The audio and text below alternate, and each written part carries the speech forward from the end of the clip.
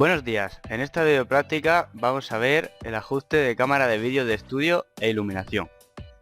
Vamos a explicar el primer esquema. La cámara se compone de el cabezal, un trípode de estudio, patas extensibles, zapata, burbuja, ruedas y un dolly. Y con esto haríamos el montaje del trípode para poner una cámara. Para empezar esta video práctica tenemos el trípode dolly, del cual explicaremos sus partes y cómo ajustarlo. Primero tenemos la zapata, la cual se sacaría de esta manera aflojando la sujeción. Esta parte es el cabezal, y en esta parte tenemos el ajuste de bamboleo de la cámara. Aquí tenemos las pestañas de sujeción, para ajustar la altura del trípode.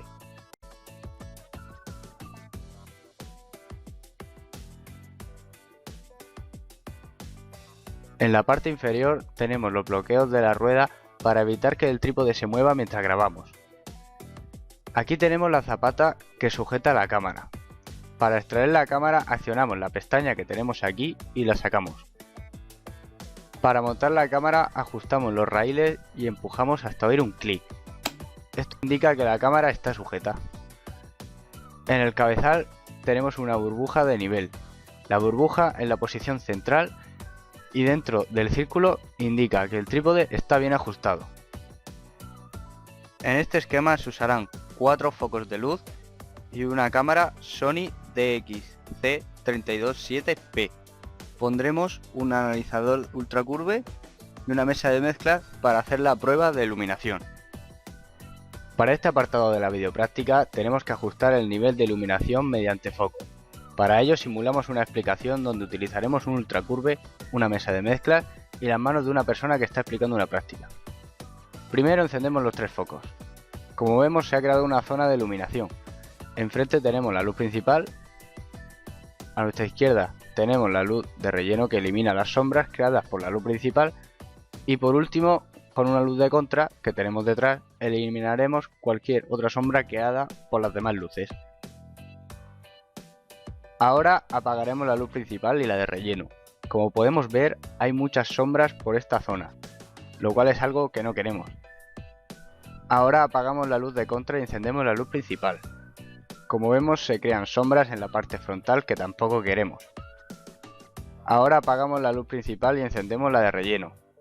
Con esta luz se nota menos la sombra, pero aún así es algo indeseable, porque falta iluminación. Lo que hemos observado al poner las luces por separado es que podemos seguir trabajando, pero no aporta la luz suficiente, como la que aporta el triángulo de iluminación. Aquí podemos ver un plano del montaje de los focos. Tenemos la luz de relleno, la principal y la de contra. En el esquema de ajuste de cámara de estudio veremos los siguientes botones. Este, que es el de la velocidad de obturación. Usaremos también el balance de blanco y de negro. Este potenciómetro, que es el iris. Y el de abajo, que es el pedestal de negro. Todos los ajustes los haremos en la CCU. En la cámara tenemos un conmutador que nos permite elegir entre 3 filtros. El primero de 3200K para luces cálidas. El segundo de 5600K más un 16avo ND, que es un filtro para luces más frías, que además añade un filtro ND de un 16avo, lo que significa que deja pasar solo una parte de 16 de la luz que hay. Este filtro se utilizaría para tomas en la calle. Por último tenemos el tercer filtro de 5600K, para luces frías como la que tenemos en el estudio de grabación, por lo cual elegiremos este último filtro. Ahora ajustaremos el shutter o velocidad de obturación, lo cual haremos en la CCU. Aquí podemos ver los hercios y conforme va aumentando el shutter aumentan los hercios y vemos que la imagen se oscurece aún más. Cabe decir que un número mayor de shutter se utiliza para grabar imágenes más rápidas, por lo que para grabar imágenes rápidas utilizaremos un shutter elevado, mientras que para grabar imágenes estáticas o lentas utilizaremos un shutter más bajo. Para realizar el balance de blancos y negros utilizaremos un folio, haremos zoom sobre él y pulsaremos el botón W de White. Esto lo que hará es que la cámara ajustará el nivel de blanco, tomando el color del folio como referencia de blanco. Una vez pulsado el botón, vemos cómo se enciende el piloto. Esperamos a que se apague y calibramos el balance de negro, lo cual se hará cerrando el shutter. Pulsando el botón B de Black, esperaremos a que calibre el negro, fijándonos en el piloto que se enciende y se apaga.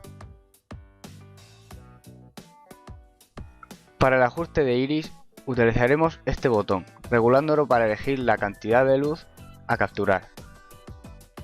Para ello utilizaremos el osciloscopio, ajustando la división en 0,2 voltios. Movemos el iris un poco hasta conseguir la señal más deseada posible. Como vemos aquí, tenemos un pico muy alto y el punto mínimo aquí, por lo que tenemos 5 cuadritos. 5 por 0,2 es igual a 1 voltio pico a pico.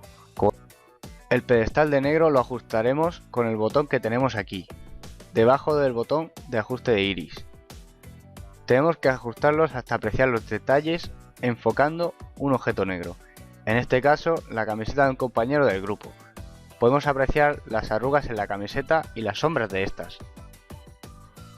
En este esquema vemos que en la cámara los botones W y T se utilizarán para profundidad de campo. Utilizaremos función de macro, los filtros y el back focus.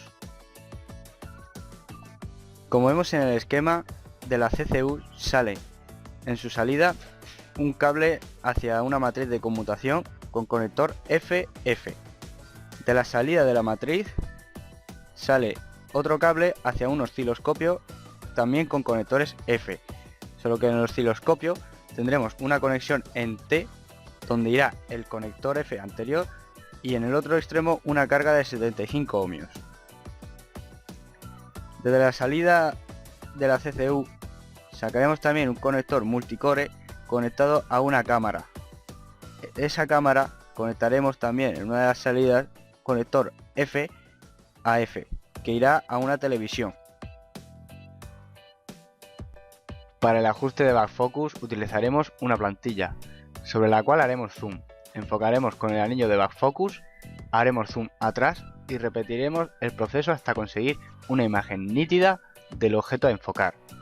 Ahora ajustaremos la macro de la cámara. Para ello activamos este botón, que es el ajuste de macro, y ajustamos con el anillo de macro. Ahora iremos acercando un objeto pequeño, el cual queremos enfocar. En este caso, uno de los tornillos de este foco. Conforme más se acerca el objeto, seguimos ajustando la macro hasta conseguir que se vea enfocando y nítido. Ahora ajustaremos la profundidad de campo de la cámara. Para ello haremos zoom a un objeto, en este caso el botón rojo de esa mesa de mezclas. Pondremos el ajuste de la cámara en automático. Aumentaremos el shutter en la CCU para atenuar el exceso de luz y ajustamos. Como vemos, el botón rojo se ve claramente, pero el azul y el amarillo se ven borrosos, por lo que tenemos una profundidad de campo pequeña. Para obtener una profundidad de campo grande, volvemos a hacer zoom. Ponemos en off el shutter y ajustamos el iris en la cámara. Como vemos, se ven los tres botones claros, pero los botones metálicos de detrás se ven borrosos, por lo que tenemos una gran profundidad de campo. Como vemos, una profundidad de campo grande abarca una zona más amplia de enfoque, dejando borroso lo demás. Y una profundidad de campo pequeña abarca un punto en concreto de enfoque.